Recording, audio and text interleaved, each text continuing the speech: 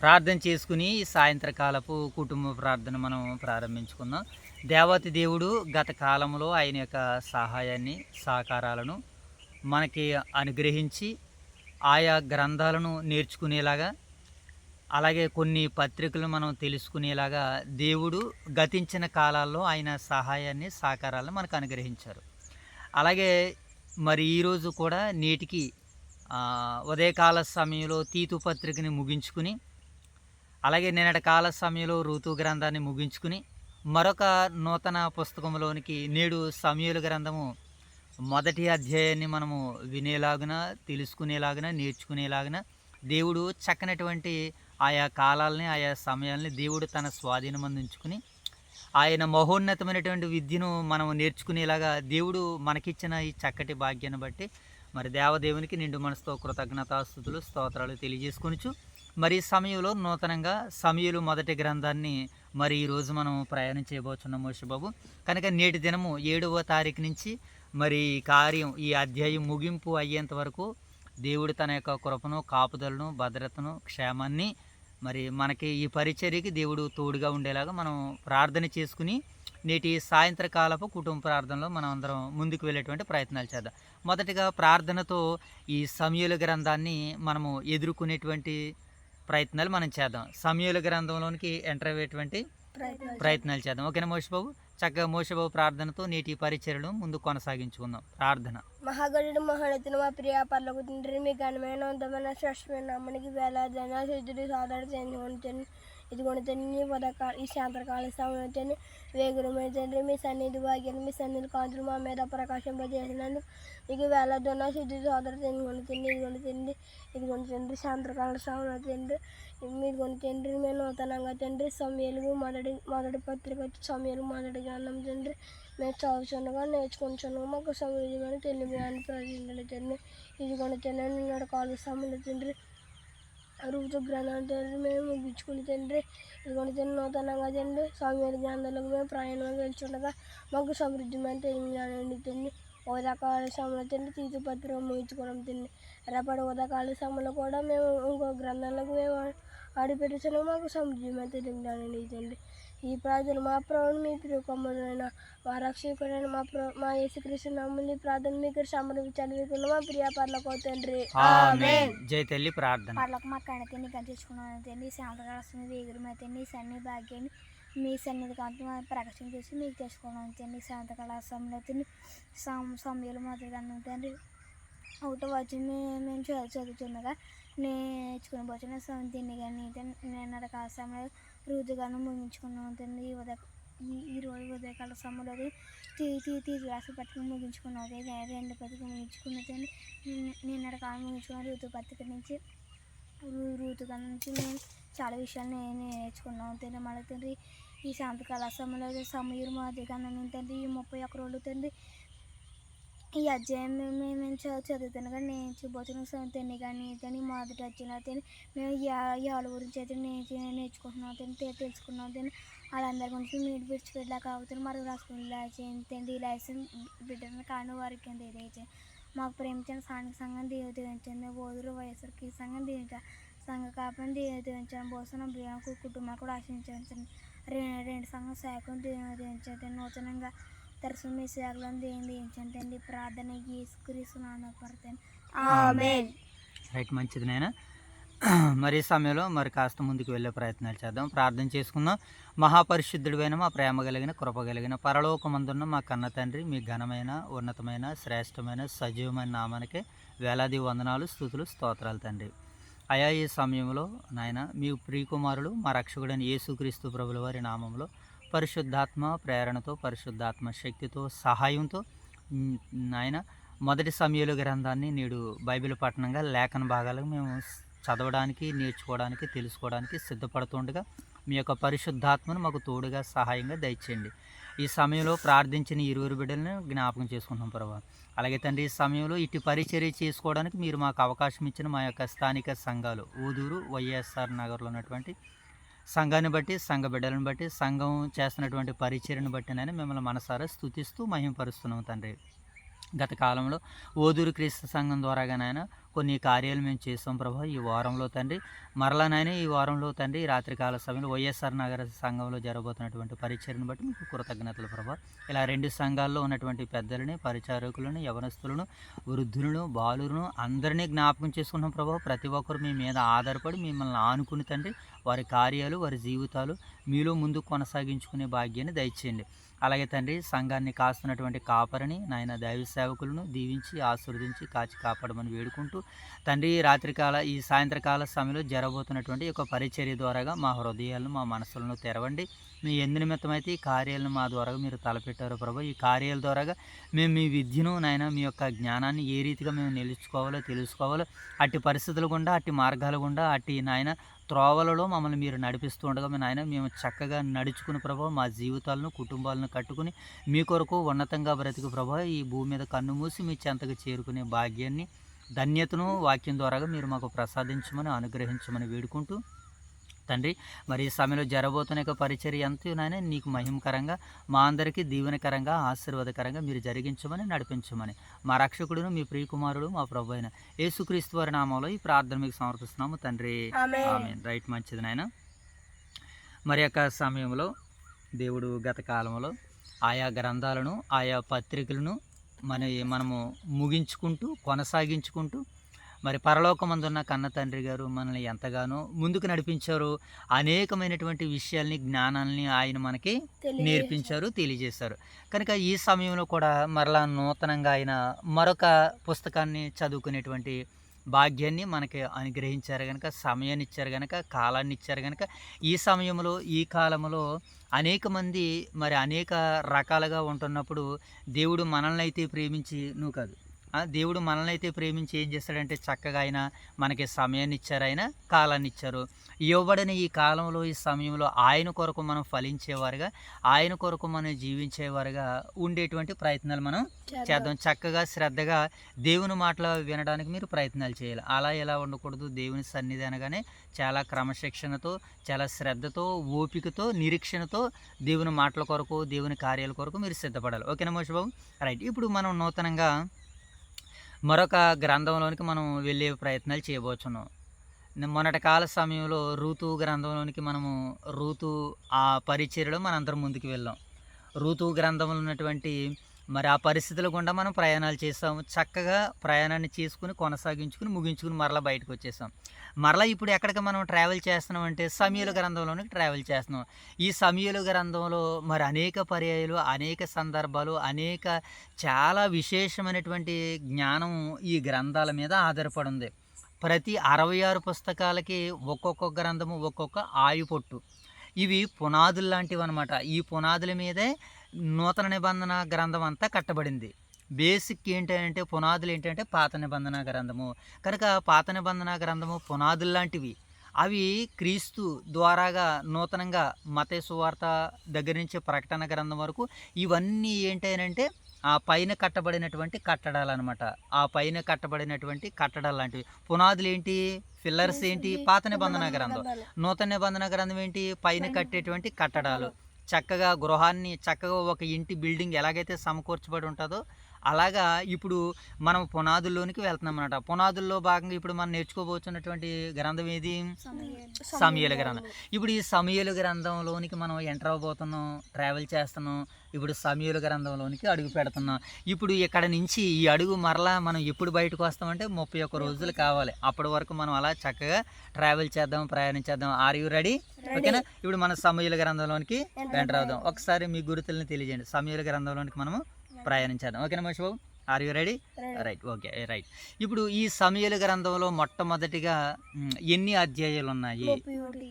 ఈ సమూయేలు గ్రంథంలో మనకి ఎన్ని అధ్యాయాలు కనబడతాయి అంటే సుమారుగా 31 అధ్యాయాలు మనకు కనబడతాయి. ఈ 31 అధ్యాయాలకి సుమారుగా 810 వచనాలు ఉన్నాయి. ఎన్ని వచనాలు చేతల్లి? ఇప్పుడు అలాగే ఇప్పుడు ఈ 2 తెలుసుకున్నాం కదా. ఈ ప్రాథమిక సమాచారం అనమాట. ఇదంతా మనం నేర్చుకోబోతుందంటే ప్రాథమిక సమాచారము. ఇంతకీ మరి దీని రచయిత ఎవరు? దీని రచయిత అంటే ఈ సమూయేలు గ్రంథాన్ని ఎవరు వ్రాసారు అని మనం ఆలోచన చేసి ప్రశ్నిస్తే రచయిత యూదుల సాంప్రదాయ ప్రకారము సమూయేలు గారే ఈ గ్రంథాన్ని వ్రాసారు అని. ఇది సమూయేలు గ్రంథాన్ని. సమూయేలు గ్రంథానికంటే ముందు న్యాయాధిపతుల గ్రంథాన్ని కూడా ఆయనే వ్రాసారు. అలాగే ఈ సమూయేలు గ్రంథాన్ని కూడా ఆయనే వ్రాసినట్లుగా మనకి కనబడుతుంది. ఎందుకంటే సమూయేలు గారు ఒక న్యాయాధిపతి. న్యాయాధిపతుల కాలంలో కూడా ఆయన ఉన్నారో, న్యాయాధిపతుల కాలంలోనూ ఉన్నారు ఆయన. సమూయేలు గ్రంథ కాలంలో ఉన్నటువంటి మాటల్ని ఆయన వ్రాస్తున్నారనమాట. ఓకేనా మోషే బాబు? ఇక ఈ అధ్యాయులు 1 నుంచి 24 అధ్యాయుల దాకా సమూయేలు గారు వ్రాసినట్లుగా, మిగతా తదుపరి 25 నుంచి 31 అధ్యాయాలు నాతాను అనేటువంటి ప్రవక్త. ఎవరు మోషే బాబు? నాతాను అనేటువంటి ప్రవక్త. మరొక ఆయన ఎవరంటే గాదు అనేటువంటి ప్రవక్త మరొకరు. అంటే సమూయేలు గారు, నాతాను గారు, గాదు గారు, ఈ ముగ్గురు ప్రవక్తలు కలిసి సమూయేలు గ్రంథాన్ని వ్రాసారని మనకు ఒక వివరణ అయితే కనబడుతుంది. దీనిని మనము రూఢిపరచుకోవడానికి, కాయపరచుకోవడానికి ఒక్కసారి మనం మొదటి దినవృత్తాంతాల దగ్గరికి వెళ్దాం. మీరు తీయగలిగినట్లయితే మొదటి దినవృత్తాంతాల గ్రంథము 29వ అధ్యాయము 29వ వచనాన్ని చదువుదాం. మొదటి దినవృత్తాంతాల గ్రంథము 29వ అధ్యాయము 29వ వచనాన్ని చదువుదాం. 29వ అధ్యాయము 29వ వచనాన్ని చదువుతున్నాను. మీరు చూడండి అమ్మా.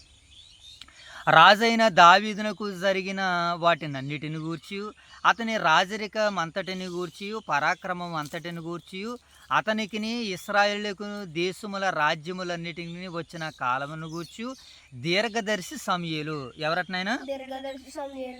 దీర్ఘదర్శి అంటే ప్రవక్త అనమాట. ఏమన్నా దీర్ఘదర్శి సమూయేలు మాటలను బట్టి, ప్రవక్తయగు నాతాను మాటలను బట్టి, దీర్ఘదర్శి గాదు మాటలను బట్టి వ్రాయబడి ఉన్నవి. అంటే వీరు జీవించినటువంటి జీవిత కాలంలో ఎవరెవరు ఇక్కడ పేర్లు మనకు ప్రస్తావించబడినవి? సమూయేలు గారు, నాతాను గారు, గాదు గారు. వీళ్ళు ఈ గ్రంథాన్ని వ్రాయడంలో మరి వీళ్ళు ముగ్గురు యొక్క పాత్ర ఉన్నట్లుగా మనకి పండితుల అభిప్రాయము, అలాగే దైవ లేఖనాలు కూడా దీనికి సాక్ష్యంగా ఉన్నాయని మనకు అర్థమవుతుంది. ఓకేనా మోషే బాబు? నెక్స్ట్ వన్కి ఏంటంటే, ఈ గ్రంథము ఇశ్రాయేలు న్యాయాధిపతుల నుండి రాజుల పాలనకు మధ్య జరిగినటువంటి కాలంలో వ్రాయబడ్డాయి. న్యాయాధిపతుల కాలానికి అలాగే సమూయేలు గారి కాలానికి మధ్య కాలంలో ఈ సందర్భాలన్నీ కూడా వ్రాయబడ్డాయి. ఓకేనా మోషే బాబు? ఇక ఇది ఎప్పుడు వ్రాయబడింది? ఓకేనా? ఇప్పుడు ఏ సందర్భంలో వ్రాయబడిందో మనం చూసాం, ఎవరు రాశారో మనం చూసాం. ఇప్పుడు ఈ గ్రంథము ఎప్పుడు వ్రాయబడిందనంటే, ఈ గ్రంథము సుమారు క్రీస్తుకు పూర్వము 1100 సంవత్సరాలకి, అలాగే 1110 సంవత్సరాల కంటే క్రీస్తుకు పూర్వం దాదాపు 1000 సంవత్సరాలకి ముందు జరిగినటువంటి సందర్భాలు, బీసీ అనమాట. ఎప్పుడు ఈ సందర్భాలన్నీ జరిగినంటే క్రీస్తుకు పూర్వమే 930 900 మధ్యకాలంలో ఈ సంఘటనలన్నీ జరిగితే, క్రీస్తుకు పూర్వం 1000 సంవత్సరాల కాలంలో ఇవి తెర మీదకి వ్రాయడం అనేటువంటిది జరిగిందనమాట. ఈ గ్రంథము ఈ సమయాల్లో వ్రాయడం జరిగింది. సరే, ఇప్పుడు ఈ గ్రంథం ఎక్కడి నుంచి వ్రాయబడింది? పౌలు గారు తీతు పత్రిక ఎక్కడి నుంచి రాశారు? తీతు పత్రిక అంటే క్రేతువులో విడిచిపెట్టేస్తే వచ్చేసారు, ఆయన రాయలేదు ప్రత్యేకించి. ఓకే, ఇలాగా మనము అంతకు ముందు ఉన్నటువంటి తిమోతి పత్రిక ఆయన ఎక్కడి నుంచి రాశారనుకున్నాం? రోమా చెరలో రెండోసారి ఖైదీగా ఉన్నప్పుడు రాశారనుకున్నాం కదా. ఇప్పుడు కూడా ఈ సమూయేలు గ్రంథం కూడా ఎక్కడి నుంచి వ్రాయబడిందంటే ఇశ్రాయేలు దేశంలో నుంచే, అనగా రామా పట్టణంలో నుంచి, రామా ప్రాంతంలో నుంచి మరి వీటిని వ్రాసారు అన్నది ఒక అంచనా, ఒక సర్వేలో తేలినటువంటి విషయం అనమాట. ఎక్కడి నుంచి రాయబడింది మోషే బాబు? ఇది ఇశ్రాయేలు దేశంలోనే రామా పట్టణం నుంచి మరి వ్రాయబడింది అనడానికి ఒక ఉదాహరణ. ఇప్పుడు ఇది ఎవరి కొరకు వ్రాయబడింది? ఇశ్రాయేలుల కొరకు ఇది వ్రాయబడింది. ఓకేనా మోషే బాబు? ఇక ఈ పుస్తకంలో ఎన్నో సంఖ్యనంటే ఎన్నోవ పాత నిబంధన గ్రంథంలో ఎన్నో పుస్తకం అంటే ఇది 9వ పుస్తకంగా పిలువబడుతుంది. ఓకేనా మోషే బాబు? ఇక్కడ ముఖ్యమైనటువంటి వ్యక్తులు ఎవరో దీంట్లో ఈ సమూయేలు మొదటి గ్రంథంలో ముఖ్యమైనటువంటి వ్యక్తులను మనం తెర మీదకి తీసుకుని వచ్చినప్పుడు కొంతమంది వ్యక్తులు మనకి పరిచయం అవుతారు. ఆ వ్యక్తులు ఎవరో మనం ఇప్పుడు సమానంగా చూసేటువంటి ప్రయత్నాలు చేద్దాం. మొట్టమొదటిగా మనకి ఎవరు కనబడతారంటే ఏలీ. ఎవరినైనా? ఏలీ ఒక యాజకుడుగా, ఒక న్యాయాధిపతిగా, దైవజనుడిగా మనకు కనబడతారనమాట ఏలీ గారు.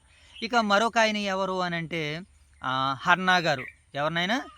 హన్నా గారు. ఎవరు? సమూయేలు గారి యొక్క తల్లి. అలాగే సమూయేలు గారు, అలాగే సౌలు, యోనాతాను, దావీదు, ఇంకా కొంతమంది వ్యక్తులు కనబడతారు. వారిలో వీళ్ళు ఎవరనంటే ప్రముఖులు. ఓకేనా మోషే బాబు? ముఖ్యమైనటువంటి వ్యక్తులు వీళ్ళనమాట. ఇప్పుడు ముఖ్యమైనటువంటి ప్రదేశాలు చూద్దాం. ఈ 31 ఈ సమూయేలు గ్రంథం మొదటి అధ్యాయంలో మొదలుకొని ముగింపు అధ్యాయం వరకు కొన్ని ప్రాంతాలు కొన్ని ప్రదేశాలు మనకు కనబడతాయి. వాటిలో కొన్నింటిని ఇప్పుడు మనం తెర మీదకి తీసుకుని వద్దాం. మీకు అప్పుడు లేఖన భాగాల్ని ఆయా సందర్భాలని సంఘటనలోనికి వెళ్తున్నప్పుడు ఈ స్థలాలు మీకు జ్ఞాపకం వస్తాయి అన్నమాట. ఓకేనా. ఇప్పుడు కొన్ని ప్రదేశాలను మనం చూద్దాం. ఏంటా ప్రదేశాలు అంటే మొట్టమొదటిగా ఏమండి షీలోహు ఎక్కడైనా ఒకటి షీలోహు, అలాగే కిరియత్యారిము, మిస్పా, రామ, గిల్గాలు, యాలాలోయలోనే ఇక్కడే మరి మన వారు దావీదు గారు ఫైట్ చేస్తారు ఎవరి మీద, గొల్లియాత్ మీద. యాలాలోయి, గాతు, సిక్లాగు, ఏమండి గిల్బోవా పర్వతము. ఏ పర్వతం అయినది? గిల్బోవా పర్వతం. ఇవి ఈ సమూయేలు గ్రంథంలో ముఖ్యమైనటువంటి ప్రాంతాలుగా ప్రదేశాలుగా మనకి కనబడతాయి. ముఖ్య వచనాలు కూడా ఉన్నాయి. అది ఏమండి ఒకసారి మనం చూద్దాం. సమూయేలు గ్రంథం 8వ అధ్యాయం 7వ వచనం చూద్దాం. ఏమండి ఈ సమూయేలు గ్రంథానికి అంతటికీ ముఖ్యమైనటువంటి కీలకమైనటువంటి వచనాన్ని మనం చదవగలిగితే ఒకసారి మనము సమూయేలు గ్రంథము 8వ అధ్యాయము ఎన్నో వచనం అనుకున్నాం మోషబాబు? 7వ వచనం చదువుదాం. 7వ వచనం చదువున్నాను. అందుకు యెహోవా సమూయేలునకు సెలవిచ్చినది ఏమనగా, జనులు నీతో చెప్పిన మాటలన్నిటి ప్రకారము జరిగించుము. వారు నిన్ను విసర్జించలేదు కానీ తమ్మును ఏలకుండా నన్నే విసర్జించి ఉన్నారు. ఏమంటే నేను ఏల్దాం అనుకుంటే నన్ను ఏలకుండా వారు నన్ను విసర్జించి ఉన్నారు కనుక దేవుణ్ణి విసర్జించి తమకు రాజులుగా రాజరికంగా చెయ్యాలనుకున్నటువంటి వారి జీవితాలు ఎలా విచ్ఛిన్నమవుతాయో, ఎలా పాడైపోతాయో ఈ న్యాయాధిపతి ఈ సమూయేలు గ్రంథం మనకి వివరణిస్తుంది. అలాగే 9వ వచనాన్ని కూడా మనం చదువుతాం ఈ సందర్భాన్ని బట్టి. అయితే వారిని ఏలబోవు రాజు ఎట్టువాడగునో నీవే సాక్షివై వారికి దృఢముగా తెలియజేయము. వారికి రాజు అయ్యేటువంటి వాడు ఎలాగుంటాడో నువ్వే తెలియజేయాలని, రాజుగా నన్ను విసర్జించారని దేవుడు బాధపడుతున్న విషయాన్ని మరి సమూయేలు గ్రంథానికి ఒక మూల వచనంగా, ముఖ్యమైన వచనంగా మనకి కనబడుతుంది. ఓకేనా మోషబాబు? ఇక రెండవది ఏంటంటే ఇప్పుడు ఈ సమూయేలు మొదటి గ్రంథాన్ని ఈరోజు మనము తెలుసుకొని పోతున్నాం కనుక ఇప్పుడు ఈ మొదటి అధ్యాయంలో వ్రాయబడినటువంటి వ్యక్తులు ఎవరో, వారి యొక్క పేర్లు ఏంటో మనము తెలుసుకునేటువంటి ప్రయత్నాలు చేద్దాం కదా. ఈ అధ్యాయంలో ఉన్నటువంటి వ్యక్తులు ఉన్నారు కదా, ఇప్పుడు వాళ్ళ ద్వారాగా ఈ అధ్యాయము నడిపింపబడుతుంది. ఈ అధ్యాయము వాళ్ళ ద్వారాగా ముందుకు వెళ్తుంది. వాళ్ళెవరో, వాళ్ళ యొక్క పేర్లు ఏంటో, వారి యొక్క భక్తి జీవితం ఏ రీతిగా ఉన్నదో ఒకసారి ఈ మొదటి అధ్యాయంలో వ్రాయబడినటువంటి వ్యక్తుల యొక్క పేర్లు, వాటి అర్థాలను మనం తెలుసుకునేటువంటి ప్రయత్నాలు చేద్దాం. మొదటికి ఈ అధ్యాయంలో మనకి ఎవరు కనబడతారంటే ఎల్కానా. ఎవరు మోషబాబీనా? ఈ ఎల్కానా అనేటువంటి పేరుకి అర్థం ఏంటంటే దేవుడు సృష్టించిన వాడు. ఈ పేరుకి అర్థం ఏంటి మోషబాబు? దేవుడు సృష్టించిన వాడు అనేటువంటి అర్థాన్ని ఇస్తుంది అనమాట ఎల్కానా అనే పేరుకి.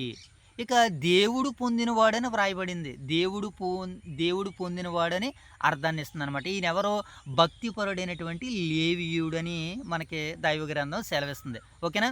మొదటి ఆయన ఈయన అనమాట. ఈ అధ్యాయంలో వ్రాయబడినటువంటి వ్యక్తుల పేరులో మొదటి ఆయన ఎల్కన్నా గారు. తర్వాత రెండో ఆవిడ ఎవరంటే హన్నా గారు. ఈమె ఎవరో సమూయేలు గారి తల్లి. ఎల్కానా రెండవ భార్యగా లేదా మొదటి భార్యగా కనబడుతుంది అనమాట. ఇప్పుడు హన్నా పేరుకి అర్థం ఏంటంటే కృప. ఏటి మోషబాబు? అలాగే మరియు దయ, అలాగే అందమైనదని అర్థాన్ని సూచిస్తుంది.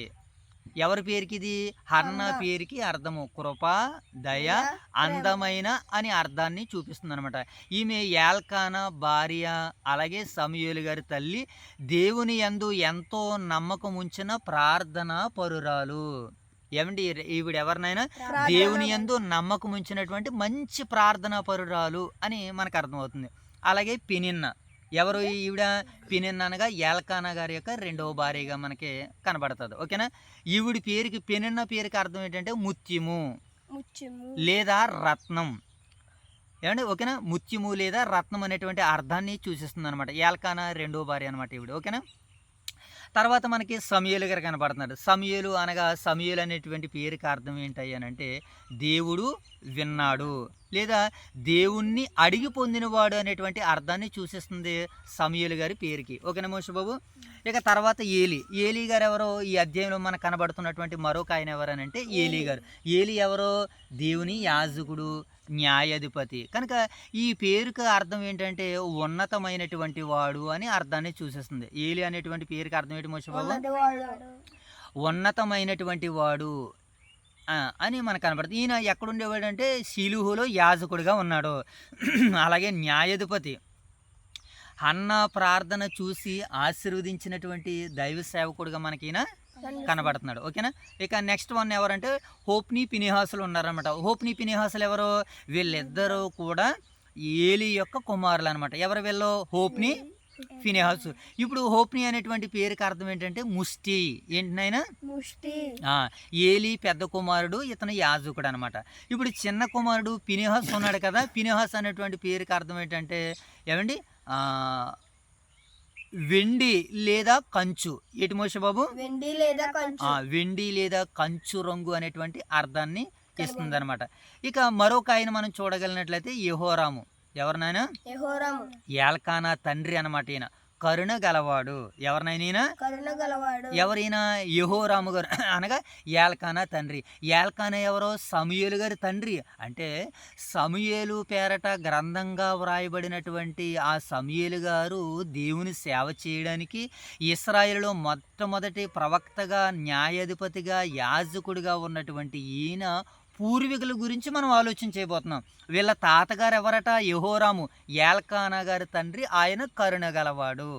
ఇప్పుడు యెహోరాము గారి యొక్క తండ్రి ఎవరనంటే ఎలుహు. ఏల్కానా గారి తాత అనమాట. ఎవరైనా? ఎలుహు. ఏమండి ఈయన పేరుకి అర్థం ఏంటంటే నా దేవుడు ఆయనే. ఏమండి సమూయేలు గారి యొక్క పూర్వీకుల చిట్టాన్ని మనం తిరగేస్తుంటే ఒక ఆయన కరుణ గలవాడు, మరొక ఆయన నా దేవుడు ఆయనే, మరొక ఆయన తోహు. ఏల్కానా ముత్తాత. ఏమండి సూపు. ఏల్కానా పూర్వీకుడు. అంటే పూర్వీకుడు అంటే పితరులు అనమాట. నేనున్నానా? మా నాన్నగారు ఉన్నారా? మా తాతయ్య గారు ఉన్నారా? తాతయ్య గారు నాన్నగారు ఉన్నారా? వాళ్ళ నాన్నగారికి నాన్నగారు, అలా తాతగారు, అలా ముత్తాతలు అనమాట. వాళ్ళని ఏమంటారంటే పూర్వీకులు. మీకు ఈ చట్టాలన్నీ ఎక్కడ కనబడతాయంటే వంశవృక్షంలో ఇవన్నీ మనకు కనబడుతూ ఉంటుంటాయి. మత్తయి సువార్త యేసుక్రీస్తుల వారి వంశావళిని, వృక్షాన్ని వివరించడానికి, యేసుక్రీస్తుల వారు ఎవరి కుమారుడని చెప్పడానికి అబ్రహాము కుమారుడు, దావీదు కుమారుడని యేసుక్రీస్తు వంశావళి అని, అంటే వంశవృక్షాన్ని చూపిస్తున్నారనమాట. ఇప్పుడు సమూయేలు గారి వంశవృక్షం ఏంటి? కరుణ గలవాడు. ఈయనే నా దేవుడు అనేటువంటి పేరు కలిగినటువంటి వారు. ఎవరండి? తోపు, సూపు. అంటే వీళ్ళ పూర్వీకులకు ఒక చిట్టా ఉంది. వీళ్ళందరూ లేవీయులు. వీళ్ళందరూ చక్కగా దేవుణ్ణి ఆరాధించేవారు, దేవుని పట్ల భయభక్తులు కలిగి ఉన్నటువంటి వారు. ఆ రోజుల్లో ఇశ్రాయేలుకి న్యాయాధిపతి లేకపోయినా దేవుణ్ణి ధర్మశాస్త్రాన్ని న్యాయాధిపతిగా పెట్టుకుని వారు దేవుని కొరకు జీవించినటువంటి వారి కుటుంబాల్లో ఒక కుటుంబము కనబడుతుంది. తరాలు దాటుకున్న తర్వాత సమూయేలు గారి తరంలో ఆయన ఎంత గొప్పగా సేవ చేశాడో మనకి ఈ పూర్వీకుల చరిత్ర నుంచి చిట్టా వ్రాయబడింది. కనుక ఈ చిట్టా అంతా మనం ఇప్పుడు వంశవృక్షాన్ని తెలుసుకుంటున్నాం. ఇప్పుడు రాగడ దినాల్లో మీ పిల్లలకు పుట్టినటువంటి పిల్లలు మిమ్మల్ని అడిగి తింటే మీరు అప్పుడు వారికి సమాధానం చెప్పాలన్నమాట. మన మీ నాయనమ్మ గారు మిమ్మల్ని అడుగుతూ ఏమని చెప్పింది? మేము చిన్నప్పుడు మీ నాన్నగారు, మీ పెద్దనాన్నగారు చిన్నప్పుడు మేము ఏం చేసేవాళ్ళం అంటే ఏం చేసేవారట, ఏం విన్నారట అని చెప్పింది మీకు? రేడియోలో దేవుని మాటల్ని ఎంతమంది ప్రకటించారని చెప్పింది ఆమె? ఇలాగా దేవుని మాటలు విన్నారని చెప్పుకుంది కదా. అంటే పూర్వీకుల దగ్గర నుంచి రేపొద్దున మీ పిల్లలకు మీరు చెప్పబోయేటువంటి పూర్వీకుల యొక్క జాబితా కూడా ఎలా ఉన్నదంటే మా పూర్వీకులు, మా వంశవృక్షం ఎవరనంటే దేవుణ్ణి బాగా తెలుసుకున్నటువంటి వారని మీ బిడ్డలకి మీరు సాక్ష్యాన్ని ఇవ్వాలంటే సమూయేలు గారి యొక్క బ్యాక్గ్రౌండ్ వంశవృక్షాన్ని చూస్తున్నప్పుడు వారు వంశాల్లో నుంచి వచ్చినటువంటి వారి జాబితాని తిరగేస్తుంటే చాలా అమోఘంగా, ఆశ్చర్యంగా మనకి కనబడుతుంది. ఇది ఈ అధ్యాయంలో రాయబడినటువంటి వ్యక్తుల యొక్క జీవిత చరిత్రగా మనకి పరిగణించబడింది. ఇప్పుడు ఈ సమూయేలు మొదటి గ్రంథంలో రాయబడినటువంటి మరి కాలాన్ని, సమయాన్ని, నేపథ్యాన్ని, సందేశాన్ని, సారాంశాన్ని టూకీగా కొన్ని మాటలుగా మనం నేర్చుకునేటువంటి ప్రయత్నాలు చేద్దాం. ఓకేనా మోషే బాబు? రైట్. ఇప్పుడు మనం సమూయేలు గ్రంథంలోనికి ప్రయాణం చేయబోతున్నాం మరొక పర్యాయం. ఓకే. ఇప్పుడు సమూయేలు గ్రంథం ఇశ్రాయేలు చరిత్రలో ఒక కీలకమైన మార్పు కాలాన్ని వివరిస్తుంది. న్యాయాధిపతుల కాలము ముగింపుతో పాటు రాజుల కాలము ప్రారంభమయ్యే కాలము. ఈ అధ్యాయంలో ప్రధానంగా ఒక భక్తి కలిగినటువంటి స్త్రీ అయిన హన్నా జీవితాన్ని మనం చూడబోతున్నాం. ఓకేనా మోషే బాబు? ఇప్పుడు చూద్దాం. ఇప్పుడు ఆ కాలంలో ఇశ్రాయేలు ఆత్మీయంగా ఎలా ఉన్నారంటే బలహీనులుగా ఉన్నారు. ఆ కాలంలో ఇశ్రాయేలు ఎలా ఉన్నారు మోషే బాబు? ప్రజలు దేవుని జీవితానికి, భక్తి జీవితానికి దూరంగా ఉన్నారు. ఎలా ఉన్నారు మోషే బాబు? ప్రజలు దేవునికి భక్తి జీవితానికి దూరంగా ఉన్నారు. యాజకత్వంలో అవినీతి అనేటువంటిది చోటు చేసుకుంది రెండవదిగా.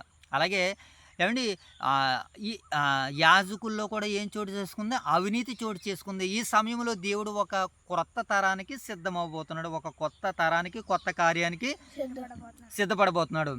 కనుక ఈ సందర్భంలో దేవుడు హన్న అనేటువంటి ప్రార్థన గల స్త్రీ ద్వారాగా సమూయేలు అనేటువంటి ఒక వ్యక్తిని తెర మీదకి తీసుకుని రాబోతున్నటువంటి శుభ సందర్భమే ఈ సమూయేలు గ్రంథము 1వ అధ్యాయాన్ని గురించి మనం తెలుసుకొనబోతున్నాం. ఓకేనా మోషే బాబు? ఇది నేపథ్యం. ఇప్పుడు ఈ అధ్యాయ సారాంశాన్ని మనం చూద్దాం. ఈ అధ్యాయాన్ని సారాంశాన్ని మనం చూద్దాం. ఎల్కానా కుటుంబం. మొట్టమొదటిగా ఈ అధ్యాయంలోనికి ఇప్పుడు మనం ఎంటర్ అవ్వబోతున్నాం. మొదటి అధ్యాయాన్ని మన పరిచయంలోనికి వెళ్తున్నాం అనమాట. మొదటి అధ్యాయం మన పరిచయ భాగంలో మనకి ఏం కనపడుతుంది అంటే ఎల్కానా కుటుంబం కనపడుతుంది. ఎవరి కుటుంబం మోషే బాబు? కుటుంబము. ఇప్పుడు ఎల్కానా పూర్వీకులు ఎవరని మనం చెప్పుకున్నాము. ఇందాక మనం మాట్లాడుకున్నాం కదా, ఎల్కానా పూర్వీకులు ఎవరు? యెహోరాము గారు. లెక్క పెట్టండి ఏమండి, ఎల్కానా పూర్వీకులు ఒకరు. ఎల్కానా గారి తండ్రి గారు ఎవరు? యెహోరాము గారు, ఎలీహు గారు, అలాగే తోపు గారు, సూపు గారు. ఎవరినైనా తోహు, సూపు అంటే నలుగురు పేర్లను ప్రస్తావించుకుంటూ వచ్చాడు మనకి. ఒకసారి మనం చదువుదామా? ఒకసారి మనం మొదటి వచనం చదువునాను ఒకసారి. Very good. ఎఫ్రాయిముడైన మనిషి. ఎఫ్రాయిము పట్టణమందు రామత్తయి పట్టణపు వాడు ఒకడుండెను. అతని పేరు ఎల్కానా. అతడు ఎఫ్రాయిముడైన సూపునకు పుట్టిన తోహు కుమారుడైన ఎలీహునకు జననమైన యెహోరాము కుమారుడు.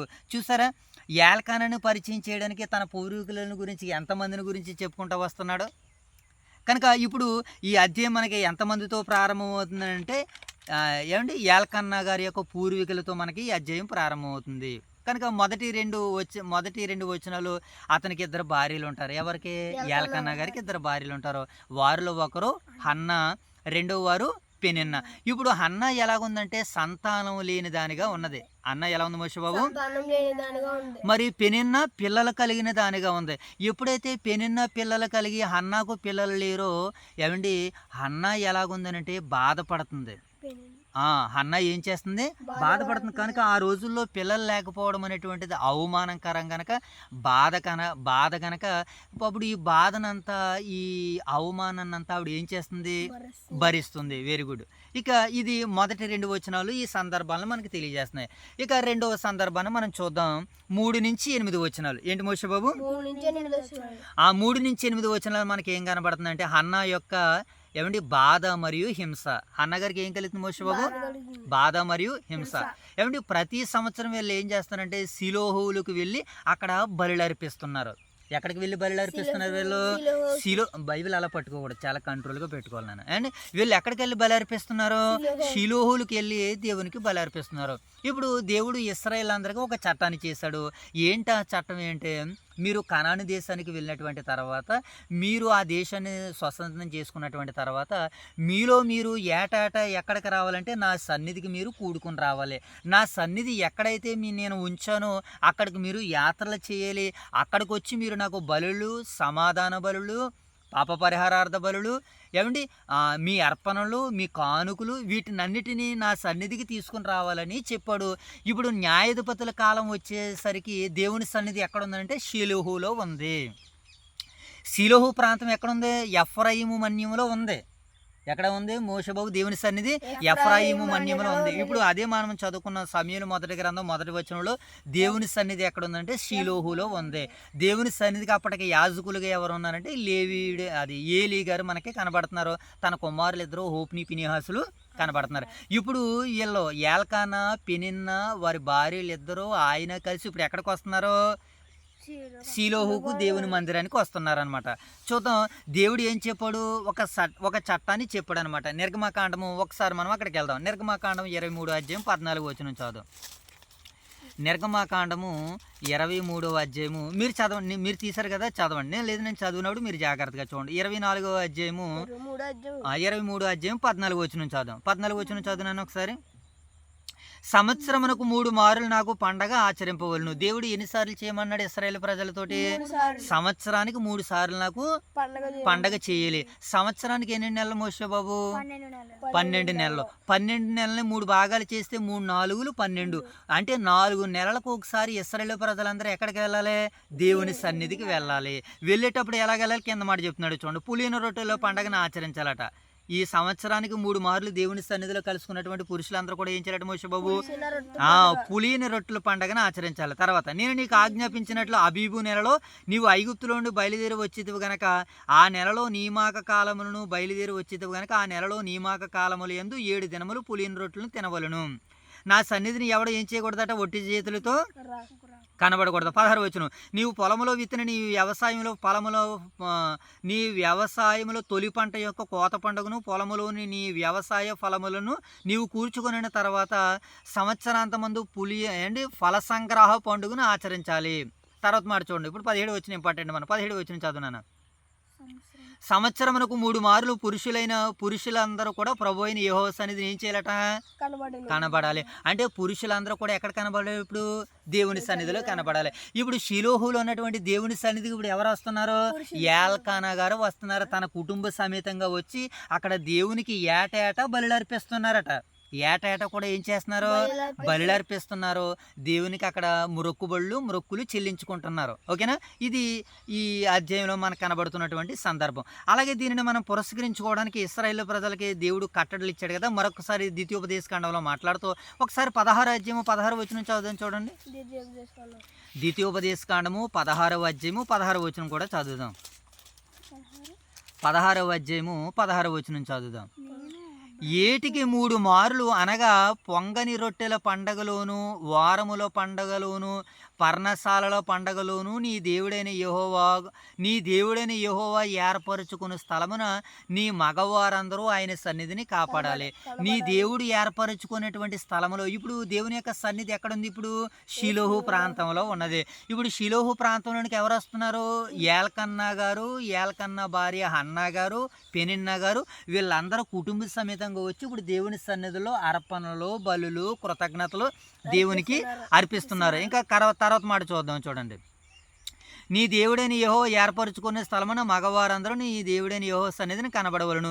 నీ దేవుడైన యెహోవా నీకు అనుగ్రహించిన దీవెని చొప్పున ప్రతి వాడును తన శక్తి కొలది కానుకను పట్టుకుని దేవుని సన్నిధికి రావాలని ఈ అధ్యాయం మనకి సెలవిస్తుంది. అలాగే ఇదే ద్వితీయోపదేశకాండం ఒకసారి 12వ అధ్యాయం వెనక్కి వెళ్దాం. 12వ అధ్యాయము 18వ వచనం చదువుదాం. ద్వితీయోపదేశకాండం 12వ అధ్యాయము 18వ వచనం కూడా మనం చదువుదాం.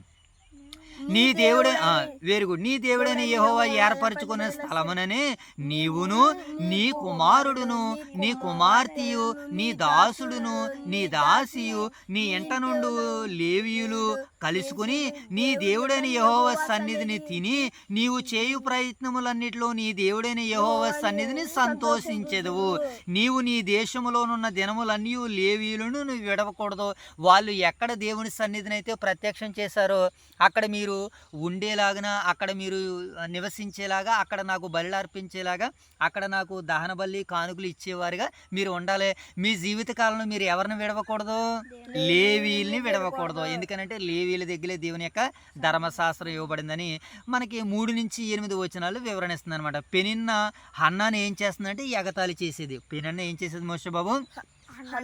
హన్నాను ఎగతాళి చేసింది. హన్నాను ఎగతాళి చేసింది కనుక ఇప్పుడు హన్నా ఏం చేసింది? ఆమె బాధను, ఆమె కష్టాన్ని ఎక్కడ పెట్టింది? ఇప్పుడు ఆమె ఎక్కడ పెట్టిందంటే ప్రార్థన చేసిందనమాట. ఓకేనా మోషే బాబు?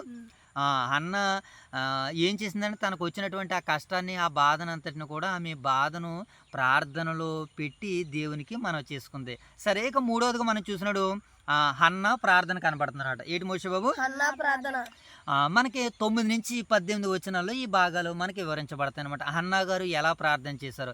ఇది అత్యంత బాధాకరానికి సూచనగా కనబడుతుంది అనమాట.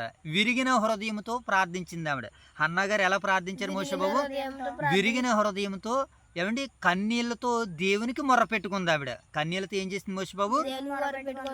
ఒక మొక్కు చేసుకుంది అనమాట. ఏమని మొక్కు చేసుకుంది? ఆమె చెప్పింది, నాకు కుమారుణ్ణి ఇస్తే ఆ కుమారుడిని నీ కొరకే నేను పెంచుతాను తండ్రిని దేవునితో ఆమె ఏం చేసింది? మనవి చేసుకుందామె. ఏం చేసుకుంది మోషే బాబు? మనవి చేసుకుంది, దేవునికి మాట ఇచ్చింది. ఈ విషయాలన్నీ కూడా మనకి 9 నుంచి 18 వచనాల్లో మనకి కనబడతాయి. ఇప్పుడు హన్నా ఏం చేసిందంటే మనుషుల దగ్గర చేయలేదు, మనుషుల దగ్గర కాదు కానీ దేవుని దగ్గరికి వెళ్ళింది. తనకు సమస్య వచ్చినప్పుడు, తనకు బాధ వచ్చినప్పుడు, తనకు కష్టం వచ్చినప్పుడు ఆమె ఎవరిని ఆశ్రయించింది? దేవుణ్ణి ఆశ్రయించింది. ఆమె బాధను ప్రార్థనగా మార్చింది. ఎలా మార్చింది ఆవిడ బాధను? ప్రార్థనగా. మనకు వచ్చినటువంటి కష్టాన్ని, బాధని, సమస్యను మనం కూడా ఏం చేయాలి తెలుసా? ప్రార్థనగా మార్చాలి దాన్ని. ఇది హన్నా గారిని బట్టి మనం నేర్చుకోవాలి. యాజకుడు ఆమెను అపార్థం చేసుకున్నాడు. ఏలి కూడా ఆమె ప్రార్థన చేస్తుంటే తన బాధని దేవునికి వ్యక్తపరుస్తుంటే ఏలి యాజకుడు కూడా అపార్థం చేసుకున్నాడు. తర్వాత ఆమె భక్తిని గ్రహించి ఆమెను ఆశీర్వదించాడు. ఓకేనా మోషే బాబు? ఇక దేవుని యొక్క జవాబు 19 నుంచి 20 వచనాల్లో మనకి ఏం కనపడుతుందంటే, మూడవదిగా దేవుని యొక్క జవాబు. దేవుడు హన్నా ప్రార్థన ఆలకిస్తాడు. ఏంటి చేస్తాడు మోషే బాబు? ఆమెకు కుమారుడు జన్మిస్తాడు. ఆవిడకు కుమారుడు జన్మించగానే నేను యెహోవాను అడిగి పొందితను అనుకుని అతనికి ఏమని పేరు పెట్టింది? సమూయేలు అని పేరు పెట్టింది. సమూయేలు అనేటువంటి పేరుకి అర్థం ఏంటి? నేను యెహోవాను అడిగి పొందుకున్నటువంటి వాడినటువంటి అర్థాన్ని కలిగి ఉందన్నమాట. ఇక 5వదిగా మనం చూసినాడు మొక్కు తీర్చుకుంది అన్నగారు. ఏం చేసింది మోషే బాబు? 21 నుంచి 28 వచనాల వరకు. ఈ అధ్యాయంలో మనకి ఎన్ని వచనాలు కనబడుతున్నాయి? సుమారుగా మనకి 28 వచనాలు కనబడుతున్నాయి కదా. ఇప్పుడు ఈ 21 నుంచి 28 వచనాలు ఆవిడ ఏం తీర్చుకుంది? మొక్కు తీర్చుకుంది. సమూయేలు పెరిగినటువంటి తర్వాత హన్నా తనని ఏం చేసింది? దేవాలయానికి తీసుకుని వెళ్ళింది. అన్నగారు సమూయేలుని ఎక్కడ తీసుకెళ్ళింది మోషే బాబు? తన మొక్కును నెరవేర్చుకుంది, దేవునికి అర్పించింది. తన మొక్కుని ఏం చేసింది? దేవునికి అర్పించింది. ఇది నిజమైన అంకిత భావాన్ని మనకి నేర్పిస్తుంది. ఇది నిజమైన భక్తిని మనకి చూపిస్తుంది. ఇక కన్నీటి ప్రార్థనకు దేవుడు వింటాడు. అంటే హన్నా గారిని బట్టి లేదా ఈ సమూయేలు మొదటి గ్రంథం మొదటి అధ్యాయం బట్టి కన్నీటి ప్రార్థన అనేటువంటిది దేవుడు ఏం చేస్తాడని మోషే బాబు? వింటాడు. హన్నా ఇప్పుడు మౌనంగా ఉండి ఏడ్చి, హన్నా మౌనంగా ఉండి ఏం చేసింది? ఏడ్చింది. దేవుడు ఆమె హృదయ స్వరాన్ని విన్నాడు. దేవుడు ఎక్కడ స్వరాన్ని విన్నాడు మోషే బాబు? నోటి స్వరాన్ని కాదా ఆయన వింటా? నో, హృదయ స్వరాన్ని విన్నాడు. పాఠం ఏంటంటే మన బాధలు దేవునికి తెలియకుండా ఉండవు. ఏమండి, మనము బాధలో దేవునికి తెలియకుండా ఉండాలంటే మన బాధలు ఎలాంటివి అయి ఉండాలో తెలుసా? మనము మేలు చేసి బాధపడాలి. ఏం చేసి? ఈరోజు కీడు చేసి బాధను అనుభవించేవారు ఉన్నారు. నోనో, మేలు చేసి బాధపడాలి. అప్పుడు నీ హృదయ స్వరాన్ని దేవుడు వింటాడు. అందరూ మన మానవ స్వరాల్ని దేవుడు విన్నాడు, కానీ హృదయ స్వరాన్ని కూడా దేవుడు వింటాడని అన్న ఏమండి భక్తుపర్రాల ద్వారాగా మనకి అర్థమవుతుంది. బాధ దేవుని కార్యానికి మార్గం అవుతుంది. మరొకటి ఏంటి మోషే బాబు? బాధ దేవుని మార్గానికి బాధ దేవుని కార్యానికి మార్గం అవుతుంది. ఇప్పుడు మీ ద్వారాగా దేవుడు కార్యాన్ని చేయాలనుకున్నాడు అనుకో, మొట్టమొదటిగా మీకు ఏమి ఎదురవుతుంది? బాధ ఎదురవుతుంది అనమాట. మీ బాధను బట్టి దేవుడి కార్యానికి మార్గాన్ని తెరుస్తాడు. ఓకేనా? బాధ దేవుని కార్యానికి మార్గం అవుతుంది. ఇప్పుడు హన్నా అవమానం పొందింది కదా, మొట్టమొదటిగా పిల్లలకి ఆవిడ ఏం చేసింది మోషే బాబు?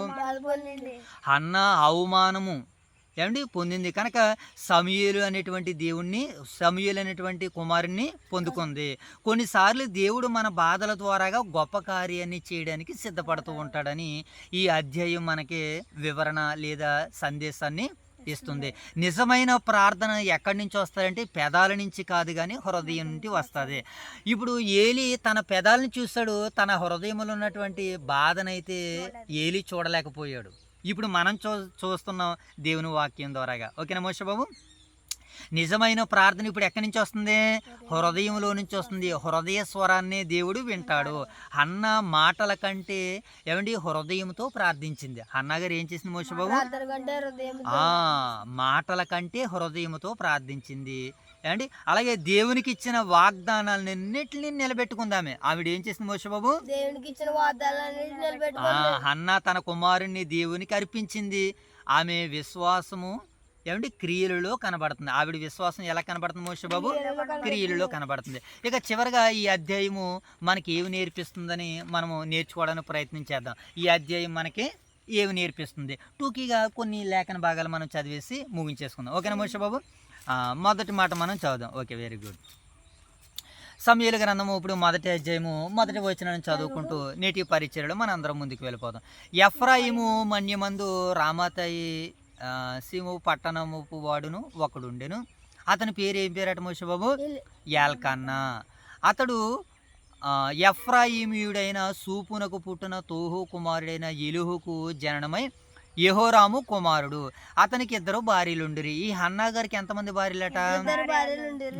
వీరిలో ఒక దాని పేరు హన్నా, రెండవ దాని పేరు పెనిన్నా. అంటే మొదటి భార్య ఎవరన్నమాట? హన్నా గారు.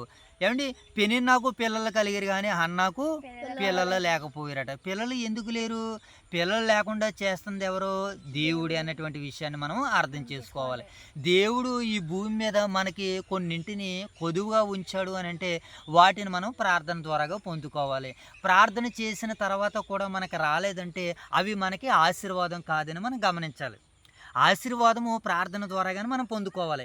ఇప్పుడు పొందుకోవాలన్న ఆశీర్వాదం మనకు రాలేదని అంటే అది మనకు క్షేమాన్నిచ్చే ఆశీర్వాదం కాదు కనుకనే దేవుడు మనకి ఇవ్వలేదన్నటువంటి ఇంగిత జ్ఞానంతో మనం మసులుకోవాలి. ఇది భక్తిపై విశ్వాసంపై ఆధారపడి ఉంటుంది. ఇది మనం ప్రతి ఒక్కరూ తెలుసుకోవాలి. ఓకేనా మోషే బాబు? ఇప్పుడు హన్నా గారికి ఏం లేరట? భోజనం లేదా? పిల్లలు లేకపోయిరి. చదువునాను. తర్వాత మాట ఏంటి? 3వ వచనం చదువునాను. 3వ వచనం. అతడు షిలోహు నందున్న సైన్యములకు అధిపతియగు యెహోవాకు మ్రొక్కుటకును బలి అర్పించుటకును ఏటేటా తన పట్టణమును విడిచి అచ్చటికి పోవుచుండును. ఆ కాలమున ఏలి యొక్క 2 కుమారులకు హోప్ని ఫినెహాసులు యెహోవాకు యాజకులుగా ఉండిరి. అంటే అతను ఏం చేస్తున్నాడు? ఏటేటా కూడా వెళ్తున్నాడు. అంటే దేవుని యొక్క ధర్మశాస్త్రాన్ని భయభక్తులు కలిగినటువంటి వాడిగా మనకు ఆయన కనబడుతున్నాడు అనమాట. దేవుని పట్ల ఎలా ఉన్నాడు మోషే బాబు? ఆయన భయభక్తులు కలిగినటువంటి వాడిగా కనబడుతున్నాడు. తర్వాత వచనం చూడాలి. మీరు వేలు పెట్టుకుని అక్కడ వచనాలు చూడాలి. నాకు త్వరగా అందించాలి. ఎక్కడ వదిలేసాను నేను? ఆ మాట జ్ఞాపకం చేయాలి. ఆ తర్వాత మాట చదవాలి. 4వ వచనం చదువు. ఏల్కానా తాను ఏమండి ఆ బలి అర్పణ చేసిన నాడు తన భార్యకు పెనిన్నాకును ఏమండి దాని కుమారులకును కుమార్తెలకును పాలు ఇచ్చుచు వచ్చును. గాని హన్నా తనకు ప్రియముగానున్నందున ఆమెకు 2 పాలు ఇచ్చుచు వచ్చును. యెహోవా ఆమెకు సంతతి లేకుండా చేసును. ఏమండి హన్నాకి ఎన్ని పాలు ఇచ్చాడట? మీరు అక్కడ వేలు పెట్టుకుని ఉంచాలి. అక్కడ నేను అడిగినామంటే తర్వాత మీరు చదవాలి. ఇప్పుడు హన్నా గారికి ఇప్పుడు హన్నా గారికి ఏలకన్నా ఎన్ని పాలు ఇస్తున్నాడట? 2 పాలు ఇస్తున్నాడట. అంటే 2 వేసి ఇప్పుడు మనం దేవుని కానుక 1000 రూపాయలు ఇస్తున్నాం అనుకోండి. ఆవిడ తరపున ఈవిడ ఎంత ఇస్తున్నాడు? ఇప్పుడు 2000 ఇస్తున్నాడు. కుటుంబ పరంగా 1000 రూపాయలు ఇస్తున్నాడు. ఆవిడ పరంగా ఏం చేస్తున్నాడు? మరలా 2000. మన స్థానిక సంఘంలో ప్రభునందు నిద్రించినటువంటి రొక్కాల కృపమ్మ గారు ఏమంటే తన కుమారులైనటువంటి యోసేపు గారు ఉన్నారు కదా. యోసేపు గారు మనం అంటాం కదా, ఏమంట గుమస్తా గారండి అని అంటాను కదా గౌరవపూర్వకంగా. ఆయనకి ప్రతి వారము కూడా ఆయన తరపున ఆ కానుక వ్రాయిస్తూ ఉండేటువంటిది ఆ తల్లి రొక్కాల యోసేపు గారు 500 రూపాయలు. ఏదన్నా కార్యాన్ని సంఘంలో తలపెడుతున్నాం అనుకోండి, రొక్కాల యోసేపు గారు ఇదిగో 2000 అని, రొక్కాల యోసేపు గారు 5000 అని, 10,000 అని ఆ తల్లి ఆ బిడ్డపై ఏం చేసేదంటే కానుక రాయిస్తూ ఉండేటువంటిది. ఇక్కడ కూడా హన్నా గారి పట్ల ఏలకన్న గారు ఏం చేస్తున్నారు? 2 పాలు దేవునికి అర్పిస్తున్నాడు. తర్వాత వచ్చిన ఎన్ని వచ్చిన మోషే బాబు? యెహోవా ఆమెకు ఏం చేశాడట? సంతతి లేకుండా చేశాడు. అవును, ఈ రోజు కూడా మనము కొన్నింటిని అనుభవించలేకపోతున్నాం. అంటే ఆశీర్వాదాలు అని అనుకుంటున్నాం కదా మోషే బాబు, వాటిని మనం అనుభవించలేకపోతున్నాం. వాటిని అనుభవించలేకపోతున్నాం కనుక ఇప్పుడు మనం ఏం చేస్తాం? వాటి కొరకు దేవుని ప్రార్థన చేస్తున్నాం. ప్రార్థన చేసినా కూడా రావట్లేదు. ఇప్పుడు ప్రార్థన చేసినా కూడా రావట్లేదని అంటే ఆ ఆశీర్వాదం నీకు అది క్షేమాన్ని ఇవ్వదు కనుకనే దేవుడు నీ జీవితంలో దానిని దూరం చేశాడు. కనుక నీకు ఏదైతే ఆశీర్వాదాన్ని దగ్గర చేశాడో దాన్ని నువ్వు ఏం చేయాలి? గొప్పగా గౌరవంగా దాన్ని ఘనంగా ఎంచుకుని దేవుని మహిమపరిచే వారిగా నువ్వు నేను ఉండాలని ఈ సమూయేలు గ్రంథం 1వ అధ్యాయం ద్వారా మనకు అర్థమవుతుంది. ఇప్పుడు సంతతి పిల్లలు లేకుండా దేవుడు ఎందుకు చేశాడు? పిల్లలు లేనటువంటి సందర్భంలో కొన్ని తీర్మానాలు మనం తీసుకుంటాం. అవును, దేవుని ఆశీర్వాదం మనకు రావట్లేదని అంటే మనము కూడా కొన్ని తీర్మానాలు తీసుకుంటాం. మనం చెడు అలవాట్లకు దూరంగా ఉండాలి. ఎందుకంటే దేవుడు నా జీవితంలో ఈ కార్యాన్ని ఎందుకు చేయట్లేదు? ఇదిగో నేను వ్యసనపరుడుగా ఉన్నాను, నేను ప్రార్థనాపరుడుగా లేను, నేను ఎలాగున్నాను, సోమరిపరుడుగా ఉన్నాను. కనుక ఇప్పుడు నా సోమరితనాన్ని ప్రార్థనాపరుడుగా నేను మార్చుకోవాలి. నేను వాక్యాన్ని చదవట్లేదు, వాక్యాన్ని చదివేవాడిగా ఉండాలి. ఈ డిసిషన్స్, ఈ కండిషన్స్ నువ్వు ఎప్పుడైతే మెయింటెనెన్స్ చేసావో నువ్వు దేవుడి ద్వారాగా పొందుకోబోయే ఆశీర్వాదము, నువ్వు ఒకటే అడిగితే 2 పాలు ఇస్తాడు ఆయన. ఇప్పుడు ఈ ఎలకన్న గారు కూడా ఏం చేశాడు, 2 పాలు ఇస్తున్నాడు. కారణం ఏంటి, ఆమెను హన్నాను అంత గొప్పగా ప్రేమించాడు కనుక. నిన్ను కూడా దేవుడు గొప్పగా ప్రేమిస్తున్నాడు కనుక నువ్వు ఊహించిన వాటికంటే, అడిగిన వాటికంటే ఎక్కువగా ఇచ్చే శక్తి ఆయన దగ్గర ఉంది. పొందుకునే సామర్థ్యం మనకు లేదు, అర్హతే మనకి. ఇప్పుడు సంతృప్తి లేకుండా దేవుడు చేశాడు కనుక, ఆశీర్వాదం లేకుండా దేవుడు మనకి చేశాడు కనుక ఇప్పుడు మనం బలమైన తీర్మానాలు తీసుకోవాలి. అలా బలమైన తీర్మానం ఇప్పుడు సంతృప్తి లేకుండా దేవుడు చేశాడు కదా, నాకు ఎందుకు చేశాడు ఈ లోటు అని తన హృదయముతో దేవునితో తన బాధని ప్రార్థన ద్వారాగా చెప్పుకున్నటువంటి మాతృమూర్తిగా ఈవిడ మనకి కనబడుతుంది. ఇప్పుడు ఎన్ని వచనము, 7వ వచనం. యెహోవా ఆమెకు సంతృప్తి లేకుండా చేసినందున హేతువును బట్టి ఆమె వైఖరియగు పెనిన్న ఆమెను విసిగించినందున ఆమెకు కోపము పుట్టించుచు వచ్చెను. ఎల్కానా ఆమెకు ఏటేటా ఆ రీతిగా చేయుచునుండగా హన్న యెహోవా మందిరమునకు పోవునప్పుడల్లా అది కోపము పుట్టించును గనక ఆమె భోజనము చేయక ఏడ్చుచు వచ్చును.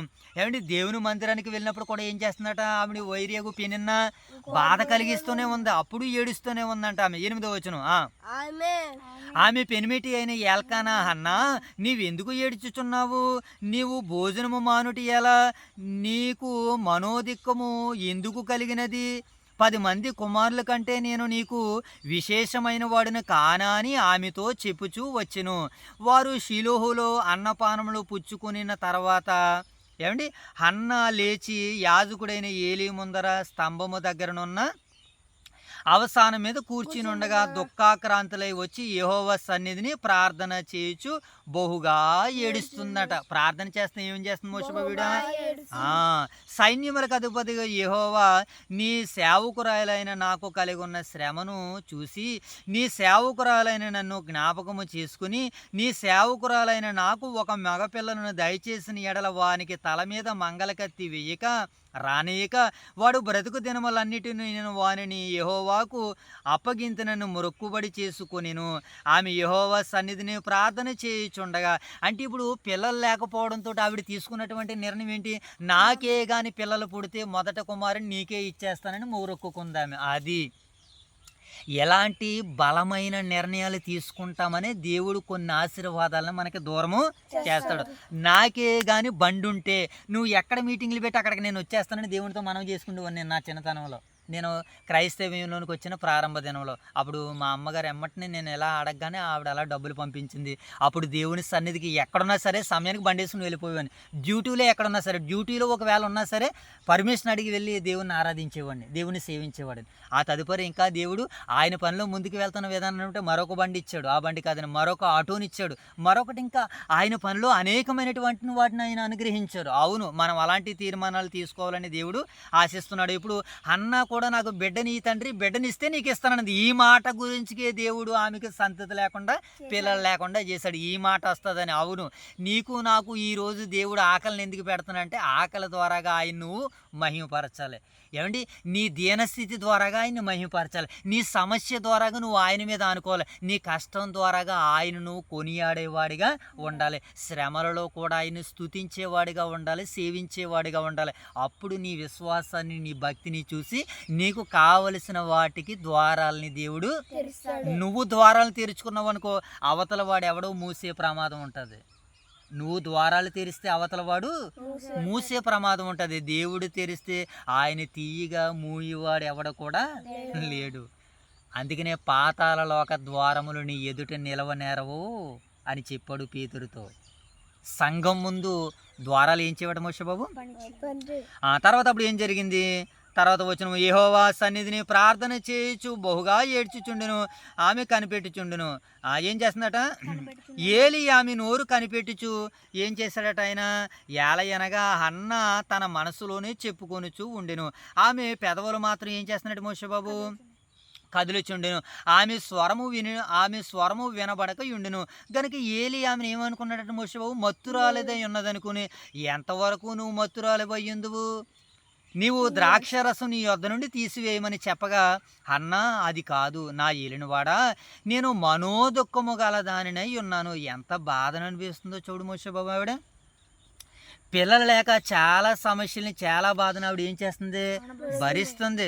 నేను మనోదుఖము గల దానినై ఉన్నాను. నేను ద్రాక్షారసమునైనను మద్యమునైనను పానము చేయలేదు, కానీ నా ఆత్మను యెహోవా సన్నిధిని కుమ్మరించుచున్నాను. తన ఆత్మను ఏం చేస్తున్నాడు మోషే బాబు? ఎన్నో వచనం ఇప్పుడు? 15వ వచనమా 16వ వచనమా? 16వ వచనం. నీ సేవకురాలైన నన్ను పనికిమాలి దానిగా ఎంచవద్దు, అత్యంతమైన కోపకారణను బట్టి బహుగా నిట్టూర్పులు విడిచుచు నాలో నేనే ఏం చేస్తున్నాను, దీనిని చెప్పుచున్నాను అనుకుంటుని. అంతటి ఏలి నీవు క్షేమముగా వెళ్ళుము, ఇశ్రాయేలు దేవునితో నువ్వు చేసుకున్న మనవి ఆయన దయచేసునుగా కానీ ఆమెతో చెప్పగా ఆమెను దీవించాడు. తర్వాత వచనం చదువున్నాను. ఆమె అతనితో, నీ సేవకురాలైన నేను నీ దృష్టికి కృపనొందిన దానిని గాక నేను. తర్వాత ఆ స్త్రీ తన దారిని వెళ్ళిపోయి భోజనము చేయుచు నాటి నుంచి దుఃఖముఖముగా నుండుట మానెను. మోషే బాబు ఎలాగా ఎప్పుడైతే తన కోడు తన బాధనంతటిని దేవునికి చెప్పుకుందో, అక్కడి నుంచి ఆవిడకి ఏమీ లేదు, బాధలు లేదు, ఆవిడకి ఇబ్బంది లేదు. చక్కగా ఏ రోజు కాదు భోజనం చేస్తుంది, సంతోషంగా ఉంది. అవును, మన బాధనే మన దుఃఖాన్ని దేవుడికి చెప్పేసుకున్నాం అనుకో, మనం హాయిగా హ్యాపీగా ఉండొచ్చు. మీకు ఏదైనా ఇప్పుడు ఇబ్బంది సమస్య వచ్చిందని మీరు ఎవరితో చెప్పుకుంటారు? నాదే చెప్పుకుని మీరు రిలాక్స్గా ఉంటారు. మరి నేను ఎవరితో చెప్పుకుని రిలాక్స్గా ఉండాలి? నేను ఆయనకి చెప్పుకోవాలి. నా తండ్రి, నా పిల్లలు ఎలా అడిగారు తండ్రి, నా పిల్లలకు కావాల్సి నువ్వు అనుగ్రహించి తండ్రి, ఆయనని వేడుకుంటాను. మీరు నా మీద పెట్టారు కదా ఆ భారాన్ని, నా దేవుని మీద పెట్టుకుంటాను. ఆయనే తగిన కాలానికి తగిన సమయానికి మీ అవసరతల్ని, మీ ఆనందాలని, మీ సంతోషాలని తీరుస్తారని. ఇప్పుడు ఎన్నో వచ్చినామో మనము. తర్వాత వారు ఉదయం వేగరమే లేచి యెహోవాకు మొక్కుకొని తిరిగి రామాలోని తన ఇంటికి తిరిగి వచ్చిరి. అంతటి ఏల్కన్నా తన భార్యయగు పెనిన్నాను కూడిను యెహోవా ఆమెను జ్ఞాపకము చేసుకొనును. గనుక హన్న గర్భము ధరించి దినములు నిండినప్పుడు ఆమె ఒక కుమారుని కని, నేను యెహోవాకు మొక్కుకొనిన వీనిని అడిగితిని అనుకుని వానికి సమూయేలు అని పేరు పెట్టును. ఎల్కానాయును అతని ఇంటి వారందరూ యెహోవాకు ఏటాట బలిని అర్పించుటకును మొక్కుబడిని చెల్లించుటకును పోయిరి. అయితే హన్న బిడ్డ పాలు మానిపించే వరకు నేను రాను, వాడు యెహోవా సన్నిధిని అగుపడి తిరిగి రాక అక్కడనే ఉండునట్లు నేను వానిని ఎత్తుకొని వచ్చినని తన పెనిమిటితో చెప్పి వెళ్ళకై ఉండెను. అంటే ఇప్పుడు ఎక్కడ ఉండిపోయింది? దేవాలయంలోనే మరి కుమారుడితో ఉండిపోయినట్లుగా మనకు కనబడుతుంది. కాబట్టి ఆమె పెనిమిటి అయిన ఎల్కానా నీ దృష్టికి ఏది మంచిదో అది చేయునుగాక, నీవు వానికి పాలు మానిపించే వరకు పాలు మానిపించి ఉండుము. యెహోవా తన కార్యమును సిద్ధపరచునుగాక, యెహోవా తన వాక్యమును స్థిరపరచునుగాకని ఆమెతో అనెను. కాగా ఆమె అక్కడనే ఏం చేసిన, అక్కడనే ఉండి తన కుమారునికి పాలు మానిపించే వరకు అతనిని ఇంకా చిన్నవాడై ఉండగా ఆమె ఆ బాలుని ఎత్తుకుని 3 కోడెల తూమెడు పిండిని ద్రాక్షారసపు తిత్తిని తీసుకుని షిలోహులోని మందిరమునకు వచ్చాను. వారు ఒక కోడిని వధించి పిల్లవారిని ఏలి యొద్దకు తీసుకుని వచ్చినప్పుడు ఆమె అతనితో ఇట్లనెను. ఏమంటుందో చూడండి. నా కుమారుడా, నా ఏలిన వాని ప్రాణము తోడు నీ యొద్ద నిలిచి యెహోవాను ప్రార్థన చేసిన స్త్రీని నేనే. ఈ బిడ్డను దయచేయమని యెహోవాతో నేను చేసిన మనవిని ఆయన నాకు అనుగ్రహించును. కాబట్టి నేను ఆ బిడ్డను యెహోవాకు ప్రతిష్ఠించుచున్నాను. తాను బ్రతుకు దినములన్నిటిను వాడు యెహోవాకు ప్రతిష్ఠితుడని చెప్పెను. అప్పుడు వాడు యెహోవాకు అక్కడని ఏం చేయబడును, మొక్కెను. అంటే ఈ రీతిగా హన్నా ఏం చేసింది? Very good. ఈ రీతిగా హన్నా ఏం చేసింది? సమూయేలు గారిని దేవుని మహిమ కొరకు మరి ఇప్పుడు హన్నా ఆ రీతిగా ఏం చేసింది, తన కుమారుడైనటువంటి సమూయేలు గారిని దేవునికి మొక్కుబడి చేసుకుంది. ఇప్పుడు బాధల్లో ఆవిడ తీసుకున్నటువంటి నిర్ణయాలు ఏంటంటే దేవుని మహిమ కొరకు తన కుమారుడినే సమర్పించుకుంది. ఎందుకనంటే ఎందుకు దేవుడు ఆవిడికి అలా చేశాడంటే ఆ పుట్టబోతున్నటువంటి కుమారుడి ద్వారాగా దేవుడు తన సంకల్పాన్ని నెరవేర్చాలనుకుంటున్నాడు. తనకి ఇప్పుడు యాజకుడుగా, న్యాయాధిపతిగా, ప్రవక్తగా ఈయన ఇప్పుడు ఇశ్రాయేలు ప్రజలందరినీ ఏలాలి. అందుకని ఆవిడకు పిల్లలు లేకుండా దేవుడు చేశాడు. ఈరోజు కూడా కొన్నింటిని దేవుడు మనకి ఇవ్వట్లేదంటే వాటి ద్వారాగా దేవుడు ఏదో గొప్ప పని పరిచర్య చేయాలనుకుంటున్నాడు. అందుకనే కొన్ని ద్వారాలని దేవుడు మనకి ఏం చేశాడు, మూసేశాడు. ఈ ద్వారాలే మూయబడలేదనుకోండి, ఈ ద్వారాలు ఎలాగున్నాయనుకోండి, మనం వెళ్ళిపోయి దాంట్లో పడిపోయే ప్రమాదం ఉంది. అందుకని నా పిల్లలు ఆ ప్రమాదంలో పడకుండా ఉండాలంటే ఇప్పుడు ఏం చేయాలి, ఈ ద్వారాలని మూసేశాడు. ఈ ద్వారాలు ఆయనకి ఎప్పుడు అవసరం అనుకుంటాడో అప్పుడు ఈ ద్వారాలను ఆయన తెరుస్తాడు, తన మహిమ కొరకు, తన ఘనత కొరకు. అప్పటి వరకు మనం ఏం చేయాలి, మనం చక్కగా దేవునిలో ఉండి చక్కగా తీర్మానం తీసుకుని ఆయన మహిమ కొరకు మనం జీవించాలని దైవ గ్రంథము, పరిశుద్ధ గ్రంథం మనకి సెలవిస్తుంది. కనుక ఇప్పుడు ఈ అధ్యాయం మనకి ఏమి నేర్పిస్తుంది అంటే, జాగ్రత్తగా మనం వింటే ఈ అధ్యాయం మనకి ఏమి నేర్పిస్తుంది అంటే మోషబాబు, ప్రార్థన ఎప్పుడు వృధా కాదు. ఏంటి మోషబాబు, మనకు ఆశీర్వాదాలు, మన అవసరాలు తీర్చినా తీర్చకపోయినా మన ప్రార్థన ఎప్పుడు కూడా వృధా కాదు. కాగా ప్రభునందు నా ప్రియులారా, మీ విశ్వాసము, ప్రభునందు మీ ప్రయాసం వ్యర్థము కాదని ఎరిగి స్థిరులను కదలని వారిగా ఉండాలి. దాంట్లో భాగమే ప్రార్థన ఎప్పుడు కూడా ఏం కాదు మోషబాబు, వృధా కాదు. తర్వాత దేవుడు ఆలస్యం చేసినా విస్మరించడు. దేవుడు ఆలస్యం చేస్తాడేమో కానీ విస్మరించడు, మర్చిపోడు. ఆయన జ్ఞాపకాలలో మన కార్యాలు ఆయనని పలకరిస్తూనే ఉంటాయి. ఇప్పుడు అనేక మంది జనసమూహాలు వచ్చినప్పుడు యేసుక్రీస్తుల వారిని కాకేస్తున్నాడు, దావీదు కుమారుడా నన్ను కరుణించుము, దావీదు కుమారుడా నన్ను కరుణించుము అంటున్నాడు. ఆయన మాటలు యేసుక్రీస్తుల వారికి వినబడుతున్నాయి. జన సమూహాల్లో ఉన్నా సరే వెనక నుంచి పిలుస్తున్నటువంటి స్వరము ఆయన్ను పలకరిస్తుంది. ఈరోజు ప్రభుల వారిని అనేక మంది పలకరిస్తున్నారు. మన పలకరింపు కూడా ఆయన చూస్తున్నాడు.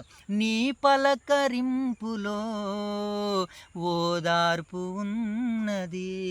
ఆయన పలకరిస్తే మన కొదువులు, మన అక్కర్లన్నీ కూడా ఏం చేస్తాయి మోషబాబు, దేవుడు ఆలస్యం చేసినా విస్మరించడు. అవమానాన్ని ఆశీర్వాదంగా ఆయన మార్చగలడు. అవమానాన్ని ఎలాగా, బిడ్డలు లేరు, పిల్లలు లేరు, నీకు తినడానికి తిండి లేదు, ఆహారం లేదు, వస్త్రాలు లేవు, ఏమండి ఇవి లేవు అవి లేవని సమాజం నిన్ను అవమానపరిచిన, హేళన చేసిన, ఏమండి గేలి చేసిన అవమానాన్ని దేవుడు ఆశీర్వాదంగా మారుస్తాడని ఈ అధ్యాయము మనందరితో మాట్లాడుతుంది. నిజమైన భక్తి త్యాగంతో కూడుకుని ఉంటుంది. నిజమైన భక్తి దేనితో కూడుకుంటుంది మనుషులు, తన రక్తంతో పుట్టినటువంటి బిడ్డను ఏం చేసింది, దేవునికి బహుమానంగా ఇచ్చేసింది.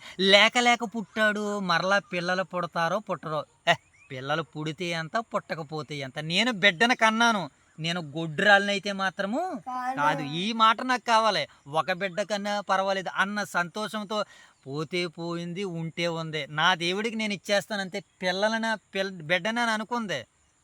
ఏంటి, నిజమైన భక్తి త్యాగంతో కూడుకుంటుంది. త్యాగంతో తన సమూయేలు అనేటువంటి బిడ్డని దేవునికి సమర్పించింది. ఆ తర్వాత ఎంతమంది బిడ్డలను పొందుకుందామే, ఇంకా ఆ తర్వాత ఎంతమంది బిడ్డలను పొందుకుందామే, మరలా కొంతమంది బిడ్డలను, కొంతమంది కుమారులను ఆమె పొందుకుంది.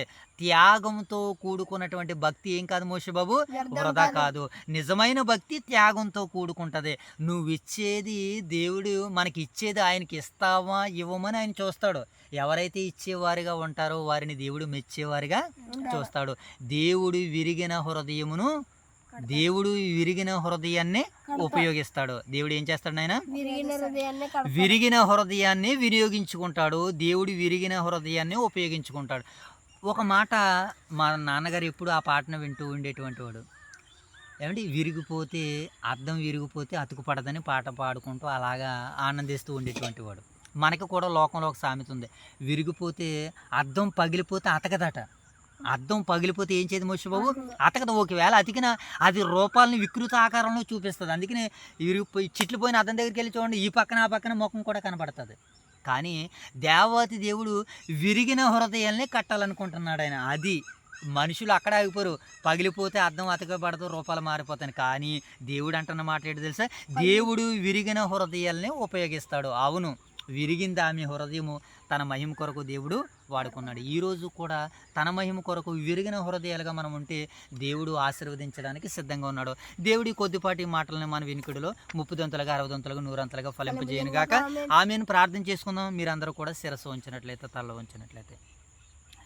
మహాగణుడ, మహోన్నతుడ, సర్వోన్నతుడ, సర్వాధికారి, మా పరిపాలక, మా తండ్రి, మా దేవ, మా రక్షక, ఇంతవరకు మీ కాపుదలను, మీ భద్రతను, క్షేమాన్ని, మీ దీవెనను, ఆశీర్వాదాన్ని నీ బిడ్డలమైన, నీ పిల్లలమైనటువంటి మా అందరి మీద మీరు అనుగ్రహించి మీ మహిమ కొరకు ఎంతసేపు నాయన మమ్మల్ని మీరు నిలబెట్టారు తండ్రి. మీకు వందనాలు ప్రభా. చక్కని విషయాలు మీరు మాకు వినిపించారు, నేర్పించారు, తెలియజేశారు తండ్రి.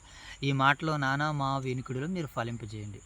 అలాగే ఈ తదుపరి కార్యాన్ని వీక్షించబోతున్నటువంటి నీ ప్రియులు నాయన, నీ పిల్లలు, పరిశుద్ధులు తండ్రి, వారికి నాయన మీ సహాయ సహకారాలు అనుగ్రహించండి. ఎంతమంది బిడ్డలైతే ఈ పరిచయం వీక్షిస్తున్నారో ప్రియులైన నీ పిల్లలందరినీ మీరు దర్శించమని, దీవించమని, ఆశీర్వదించమని వేడుకుంటూ, వారిలో ఉన్నటువంటి ఇబ్బందులు, సమస్యలు అన్నీ కూడా నాయన మీకు మహిమకరంగా తండ్రి, వారికి దీవెనకరంగా, ఆశీర్వాదకరంగా ఉండేటట్టుగా మీరు చేయగలుగుతారు తండ్రి.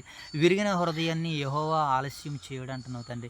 విరిగిన ఎవడైతే దీనుడు హృదయం విరిగిన మనసు గలవాడే ఉన్నాడో వాని మీదనే నేను దృష్టి పెడతానని ఎన్నో మాటలు, ఎన్నో వాగ్దానాలు మీరు చేశారు ప్రభా. మీ వాగ్దానాలన్నింటికి మేము వారసులుగా ఉండేటట్టుగా నీ పిల్లలకి మీ తోడుని, మీ యొక్క సహాయాన్ని అనుగ్రహిస్తారని ఆశిస్తూ ప్రార్థిస్తున్నాం తండ్రి. మీకు వందనాలు ప్రభా. మరింత గొప్ప పరిచర్య మేము చేయడానికి తండ్రి మీరు మాకు అవకాశం ఇచ్చిన మా యొక్క స్థానిక సంఘాలని ఈ సాయంత్రకాల సమయంలో మీ సన్నిధిలో జ్ఞాపకం చేసుకున్నాం తండ్రి. ఓదూరు వైఎస్ఆర్ నగర్లో ఉన్నటువంటి మా సంఘాన్ని, సంఘ బిడ్డలను మీరు దీవించండి, ఆశీర్వదించండి, మీ మహిమ కొరకు వాడుకోమని మనం చేసుకుంటున్నాం తండ్రి. దేవ, సంఘాన్ని కాపాడుతున్నటువంటి బిడ్డలను జ్ఞాపకం చేసుకోండి. అలాగే సంఘంలో ఉన్నటువంటి పురుషులను, సంఘానికి మూల స్తంభాలుగా ఉన్నటువంటి పెద్దల కుటుంబాలను, పురుషుల కుటుంబాలను మీరు దీవించి ఆశీర్వదించండి.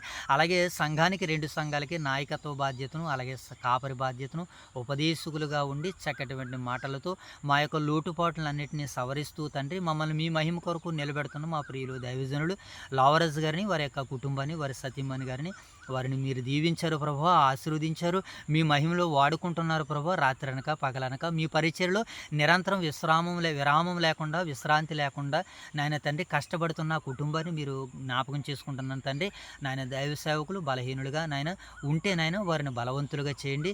వారు నాయన ఒకవేళ నాయన అనారోగ్యంగా ఉంటే వారిని ఆరోగ్యవంతులుగా మీరు నిలబెట్టండి. ఇన్ని దినాలు మీరు పరిపూర్ణమైన, సంపూర్ణమైన ఆయువునిచ్చారు, ఆరోగ్యాన్ని ఇచ్చారు తండ్రి. ఇక ముందు కూడా మంచి ఆయుష్తో, ఆరోగ్యంతో వారిని నిలబెట్టండి. వారి ద్వారాగా తండ్రి నాయన మేము ఇంకా ఎక్కువ మీకు భక్తిపరులుగా, విశ్వాసపరులుగా మేము నిలబడగలిగేట్లుగా, మీ ఎదుట నిందారహితులుగా, నీతిమంతులుగా మీకు సేవ చేయనట్లుగా వారి హృదయాలను, వారి మనసులను మీరు తెలిసిన ఆయన మాకు నాయన బుద్ధిపూర్వకమైనటువంటి వాక్యాలను, సందేశాలను మీరు మాకు అనుగ్రహిస్తారని, అందిస్తారని, వారి ద్వారాగా విన్న వాక్యాల ద్వారాగా నాయన మేము మీలో అంటుకట్టబడడానికి, మీ అందుండి ఫలించడానికి మీ సహాయ సహకారాలు ఆ కుటుంబానికి, మాకును సంఘ బిడ్డలందరికీ మీరు దయచేయమని తండ్రి. ఈ రాత్రి కాల సమయంలో వైఎస్ఆర్ నగర్లో జరగబోతున్నటువంటి పరిచర్య తండ్రి మీకు మహిమకరంగా, మాకు దీవెనకరంగా, ఆశీర్వాదకరంగా మీరు జరిగించమని, నడిపించమని మా రక్షకుడును, మీ ప్రియకుమారుడు, మా ప్రభు అయిన యేసుక్రీస్తు వారి నామములో ఈ ప్రార్థన మనలో మీకు సమర్పిస్తున్నాం మా కన్న తండ్రి. ఆమేన్ తండ్రి. అందరికీ వందనాలు. Okay, my God bless you. Thank you నాయన. మోస్ట్